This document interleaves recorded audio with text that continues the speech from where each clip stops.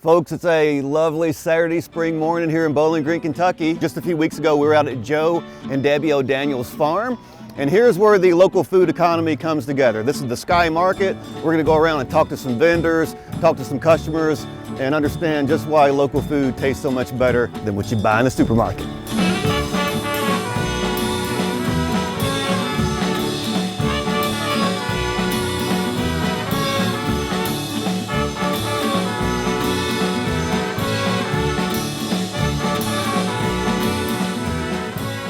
Why do you like the Sky Market? I love being able to eat local food that people here in Bowling Green have grown. Yeah, right on. It tastes better, right? It does. It does. Oh, you got tomato transplants? Yes. What do you have here? Chives, basil. Yeah. We're gonna plant our garden this weekend. I have been a resident here in Bowling Green for 4.5 years, and it took me 2 years to find the Sky Farmers Market, but once I found it, it's the only place that I shop because I can get chemical-free, locally raised and produced produce. Well, it's local, that's the main thing, and I know several people that are growers in the area, so I like to give them the business. You know, why go elsewhere and let the money go out of town? And there's a couple of organic growers here too, so that's good. You see people that you don't see except on Saturday mornings here, and good time to catch up and visit. Yeah. It's just an enjoyable thing to do on a great Saturday morning. How often do you come to the market? Oh, every week. Yeah? Every week, yeah. I don't miss it. Yeah. And how long have you been coming to it? 10 years, Yeah. as long as it's been here. Yeah. You must have some rounds that you do when you... I do. I always stop at the O'Daniels because their produce is so great, and I order from them over the winter too. Yeah. And I love Kelly Diamond's paintings, so I always stop off to admire whatever she has up. Okay. And of course we have the Paul and Allison Whitaker. Yes. And their vegetables are great, and her baked goods are unbelievable. Yeah, I'm looking at them right here. They look great. Oh man, yeah, her scones are just fantastic. And the Brand vegetables and the Coleman Brothers vegetables, well, you know, my round is like everything that's here. All right. So I don't like to miss a thing. This is how you remain healthy and...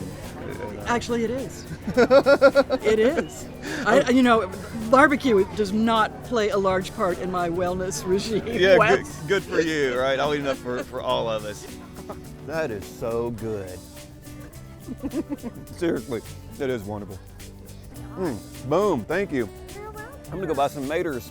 Just curious, what brought you all to the kind of back to the land, growing your own food stuff back in the day? I learned about it, I think it was like 73 or 74, and I had an opportunity to talk to an organic farmer, one of the first organic farmers. His name was Al Couch. He was in Hiram, Ohio. Yeah. And he sat down and started talking about growing organically and what it did for the soil, what it did for him health-wise. And as corny as it sounds, I mean, the truth has a vibration to it, and it sounded like what the man was saying was the truth. And I went home and instantly, I've been growing food for years, and I planted an organic garden. Half my garden was organic and half wasn't. And I saw the differences, and I thought, wow, this is where I'm going to do it. So yeah, 1973, 74, I started growing organically and never looked back. Just curious, what is like a number one difference that you detected between the so-called conventional and the organically grown produce? There's so many ones. Flavor, right away, additional flavor. And once you strike a balance, you actually do see disease and insect resistance in the plants. I think the quality of our product when we bring to market, the way the customers respond to it is a testimony to that. They do. Our farm's been chemical-free since 1989. It's terrific, it really is. We've got more on the way. Nice. I love me some Rhode Island Reds. More Go Local is coming up. Stay tuned.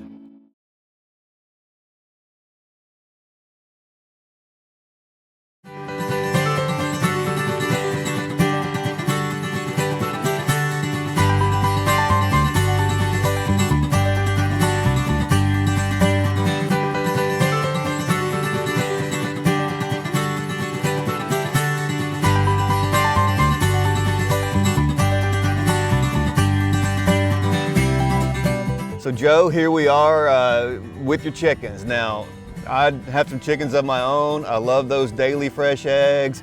You got a good system here where these chickens lay in your portable coop here, You got an electric fence around here. They have a lot of roaming room. And just tell us about, how did you come by this style of, well, there you got a chicken plucking on an egg outside here. They just lay whatever they want to, don't they? Yes, they do sometimes. Although I do have nesting boxes inside the portable coop here, and they lay most of them in there. Occasionally I'll find one out here. But they've also got a place to roost inside, and it allows me, they go in at night to roost. Yes, sir. And if I want to move them, and which I do every time the pasture gets kind of depleted or gets muddy, I'll close them in at night. Next morning I'll get up early, move them, pump up my flat tire, and move them to the next area and move the fence, and I'm ready to go again for another 10 days. Now I know some people, when they come to the farmer's market and they see $4 for a dozen of eggs, what do you all charge now for a dozen? We charge $4 for a dozen of eggs. Some people get sticker shock on that, but compared to grocery store eggs, these are very different. And why don't you tell us why these are so much better? Well, the texture's so much better. It's a richer color, richer taste, and also they have so many more health benefits, omega-3s, Yes. and that sort of thing with free-range eggs. They're eating pasture, That's they're right. eating some bugs, Yes. some produce that I might throw them occasionally that I'm cleaning out of the hoop houses. So Chicken feed's expensive too, and when you have them out here, you don't have to feed them as much feed because they're getting all this other good stuff. yeah, Right? and they're also getting sunshine, Wes, and I think that's important, you know. I think it's allowing a chicken to be its full chickenness, and that's a good thing. Yes, it is. So Joe, we're here by a mama hog and her new litter. How many pigs you got there, little ones? Well, she had 9 and saved all 9 of them. I had her in the barn when she had her pigs to keep her nice and warm. It's been, they're just about 3 weeks old, and got them out on pasture now. What do you do with these pigs? Well, I raise them up to about 230 to 300 pounds and take them to Boone's up in Bardstown, Kentucky, and have them processed. And it's a USDA facility, so I'm able to sell it to you and people at the farmer's market. So we got sausage, bacon, chops, the whole gamut. You know, there's hardly any of God's creatures that taste as wonderful as those little critters do when they get big. My wife and I sure eat our share, so. You have these pigs outside, and I know that if you buy hog in a lot of supermarkets, it's raised in confined situations. Your pigs, they have sunlight, fresh air. Yeah, they're out on pasture most of their lives. You know, sunlight, got a little mud to wallow in to keep them cool in the summer. Got some shade. Sometimes I run them in a wood lot. Yes, sir. So Makes for happy pigs and good tasting meat. Stick around, folks. We've got more on the way.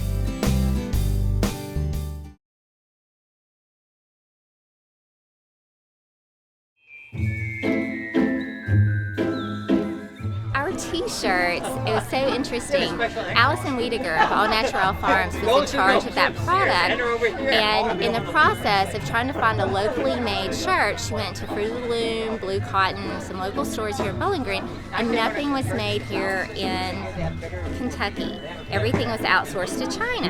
And so in her research, she found a little company out in Texas that raises their own cotton, spins it, and dyes it with vegetables.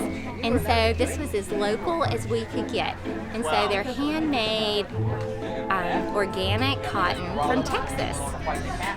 You've been coming selling at this market for a good long time, right? I think 6 or 7 years now. Tell the folks what you do here. I sell gourmet dog biscuits. That's just bizarre, isn't it? Well, you know, it's less bizarre than it used to be. When I first started doing it, I had all kinds of folks I got a lot of weird looks. Yeah. But the weird looks have kind of subsided a little bit. It's a little bit more mainstream now. But it does really well every Saturday. So what do the dogs like best? What's the top seller? Peanut butter. Peanut butter dog Hands biscuit. down. And a lot of folks will buy the peanut butter and the banana, and I call it the Elvis. All right. Elvis Hey, loved peanut butter and bananas. you man. got it, right? Yes. Yeah. And there was a dog here one time named Elvis, and that's what they bought. Do the dogs wolf local biscuits taste better? They do taste better. Why wouldn't they taste better? They're locally made. Sure, they're better. Right on. You are my favorite Scotch-Irish connection. I am, and I'm ruggedly good looking as well, folks. You mean to hold this? Joe, we're here in front of a whole lot of greenery. This beautiful purple lettuce. You have some other stuff over here. Just tell us a little bit about what you're growing down here in the bottomland. well, I grow all these vegetables on a raised bed with a biodegradable plastic mulch. Yes, It's not really plastic. It'll just go right back into the soil. I've got drip tape under here, and I just plant them by hand. And I've got all kinds of different lettuces. I get them from Johnny Selected Seed a lot of times. And I'm also growing collards and Toscano kale. I'm growing cauliflower, broccoli, kohlrabi, cabbage, and potatoes down here on this plastic as well as you'll see a lot of big bulbing onions over here on the other side. And Now, when we visited farmer Joe Michael Moore recently over in Barron County, he had a great stand of field corn when other farmers last summer, because of the drought, had really poor corn. I'm just guessing because you're down here in the bottomland, you get a lot of that fog and stuff that comes from Barron River. I get a lot of natural moisture for the fog in the mornings. Yes, and plus I do use the drip irrigation. I don't think you can grow vegetables, you know, with our erratic rainfall patterns in Kentucky. So I think you got to have it just in case. Absolutely.